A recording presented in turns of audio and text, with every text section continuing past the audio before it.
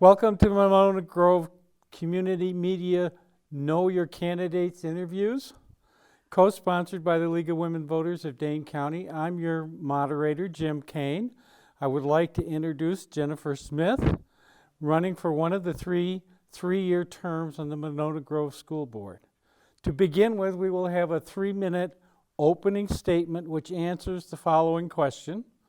What educational, vocational, or civic experience do you have which qualifies you for this office, and why are you running for the Monona Grove School Board? Wisconsin, to me, is a great place to live. I love being from this state, and part of my pride comes from the quality and our value for our local public schools. Each of my set of grandparents ended up here in Monona, Wisconsin, having come from other cities in our state. And their houses were within half a mile of each other. My mom and her classmates got to select the school colors for the first Monona Grove High School. My husband and I found our first home here in Monona, and 23 years later, we're still here. It's a great place to raise a family. Swimming lessons at the pool, our great library, the park system, and of course our schools. As part of my 20+ years working in public education, I taught at Monona Grove High School. I taught English for 12 years. I continue my connection with public schools through my work as an instructional coach and supervisor for student teachers from Edgewood College. I get to see firsthand their excitement to teach and their dedication to their students. They inspire me to keep working harder. In every role I've had in public education, I can also say that student learning has been at the center of what I've done.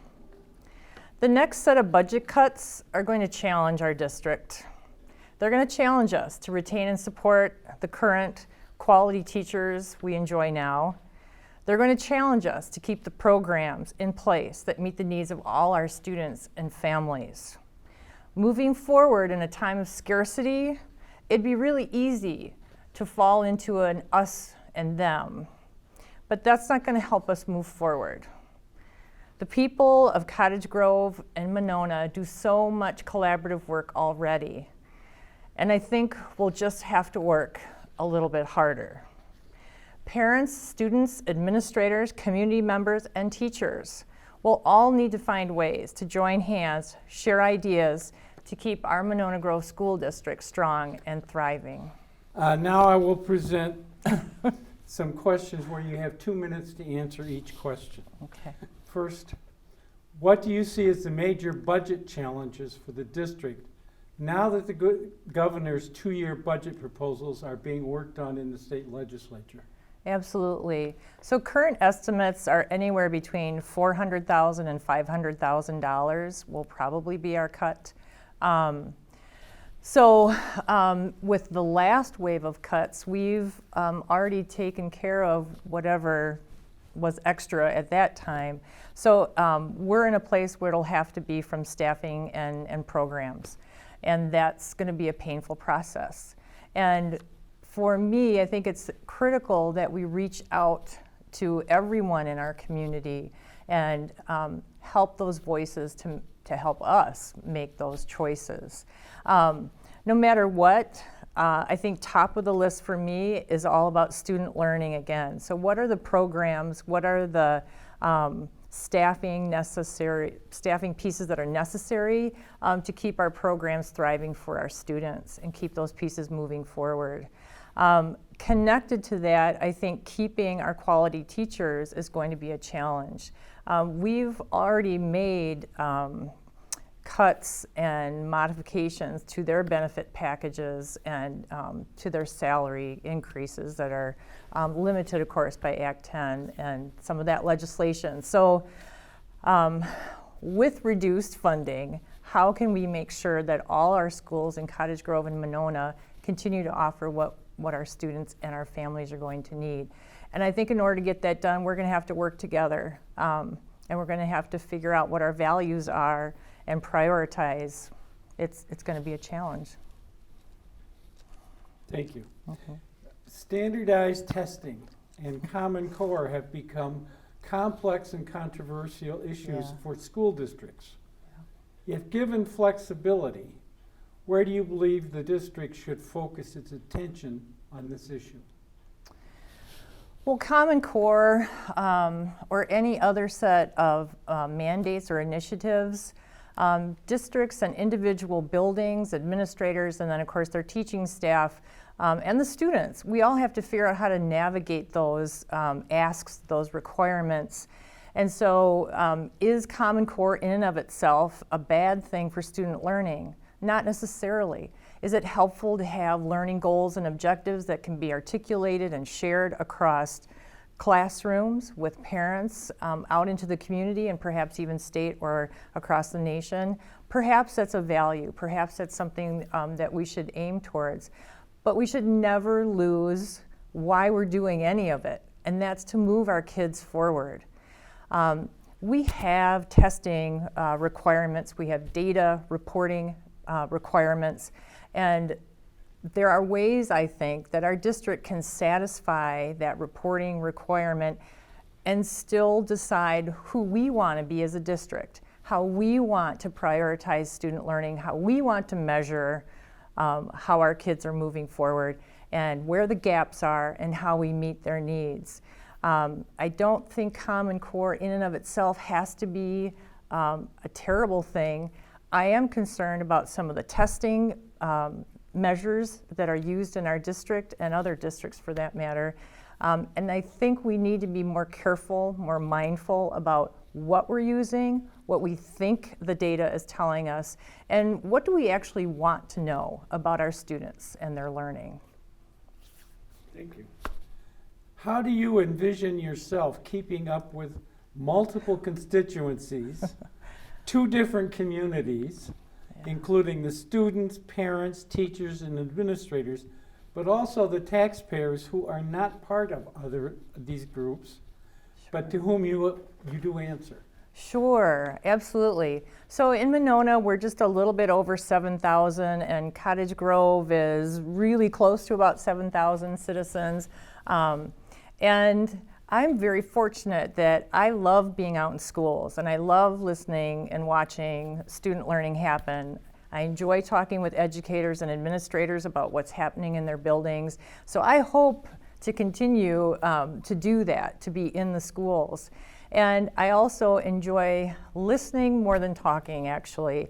I'm really interested in the values people in our community have for our schools.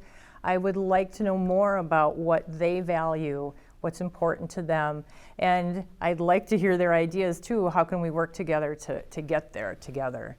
I like to do walk and talks. I like to drink coffee. I like to be on my bike, go to the dog park. So I like those informal settings as well as more formal occasions to talk with people. I think our school board has an obligation, right, to provide quality public education. And that means reaching out to everyone in our community, whether they have children or not, whether they're in school or not. We have a duty to report on how those tax dollars are spent. And I would like to look for more ways to bring in collaboration, to bring in more voices, to share out the things I'm excited about and so proud of, the work that we're already doing in our district. And I think there are ways that we can reach out to more people and bring them into a conversation together. Yeah. What personal qualities distinguish you in this election, and why do you believe this will help you make the best representative on the board? Wow. I'm a little Scandinavian, so talking about yourself is a challenge, but I'm working on that. I'm very passionate about students getting what they need. I believe, even through adulthood, that learning is a piece of our legacy, but also part of our future development. I think it's essential for us to be decent, kind human beings working in a community together. So my value for education is pretty strong, pretty high, and I don't see that wavering. And I do think that that's going to be part of what will help me get through difficult conversations, maybe moments of apparent conflict or differences of opinion or policy. And I love asking critical questions, and I like actively listening to other people. I enjoy dialogue and discourse and trying to get to the bottom and peeling apart layers. I enjoy that process. So the notion of doing some of the tasks of committee work or studying policy are actually really interesting to me. So I bring that, and I certainly can't ignore the fact that I've been an educator. And for me, what that means is, again, keeping ever present what's happening in the classroom, because that's where, those students are getting what they need in our buildings.